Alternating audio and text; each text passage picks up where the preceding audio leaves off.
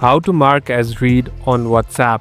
In this video, I'm going to show you how you can easily do this. First of all, open the application. So we in this chat section. This is the place where you can find different people added with you.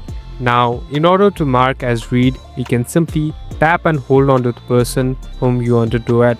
So here I'm tapping on one. After you do this, here on the right top, you can find this three dot icon.